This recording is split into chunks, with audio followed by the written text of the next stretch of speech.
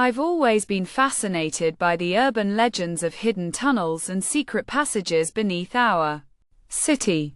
As a curious and adventurous person, I decided to explore these rumors and see if I could uncover any truth.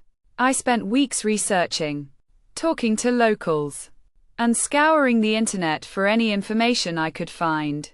Finally, I stumbled upon an old, abandoned entrance to the tunnel system in an abandoned parking garage on the outskirts of town.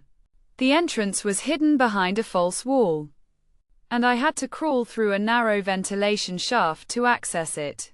As I made my way deeper into the tunnels, the air grew thick with the smell of mold and decay. I could hear the sound of dripping water echoing off the walls, and the faint rustling of unknown creatures in the darkness. I began to feel a sense of unease, but my curiosity kept me moving forward. The tunnels seemed to stretch on forever, twisting and turning in every direction. I started to feel disoriented, and my sense of direction was useless. I had been walking for what felt like hours, but my watch said it had only been 20 minutes. Suddenly, I heard the sound of footsteps echoing through the tunnels. At first, I thought it was just the sound of my own feet, but then I realized that the footsteps were coming from a different direction. They were light, almost cautious, as if someone was trying not to be heard. My heart started racing, and I froze, trying to listen more closely. The footsteps stopped, and an eerie silence fell over the tunnels. I waited for what felt like an eternity, but there was no sound. I took a deep breath and continued on, my senses on high alert. As I turned a corner, I stumbled upon an old, rickety ladder leading up to a grate in the ceiling.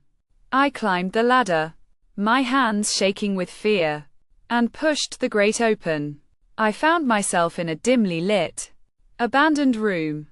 The walls were covered in old, peeling wallpaper, and the floor creaked beneath my feet. I realized that I was in an old, abandoned building, and the tunnels must have been used as a secret entrance. But as I looked around, I noticed something strange. The room was filled with old, dusty furniture, but there was one piece that stood out.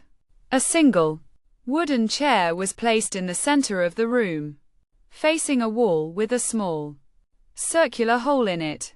The hole was about the size of a man's head, and it seemed to be staring at me like an empty eye socket. I felt a chill run down my spine as I approached the chair. Suddenly, I heard a faint whispering in my ear. It was a soft, raspy voice, and it seemed to be coming from the hole in the wall. "Welcome home," it whispered. I spun around, but there was no one there. The voice seemed to be coming from all around me, echoing off the walls. I tried to run, but my feet felt heavy, as if they were rooted to the spot. The whispering grew louder, more urgent, and I felt myself being pulled towards the hole. I was sucked into the darkness, and everything went black. When I came to, I was back in the tunnels, lying on the cold, damp ground. The whispering had stopped, and the silence was deafening. I stumbled back to the entrance, my mind reeling with fear.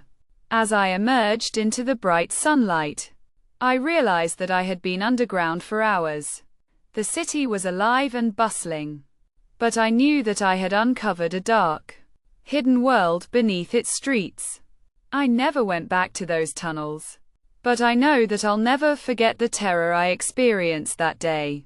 And sometimes, in the dead of night, I still hear the whispering, "Welcome home," echoing in my mind.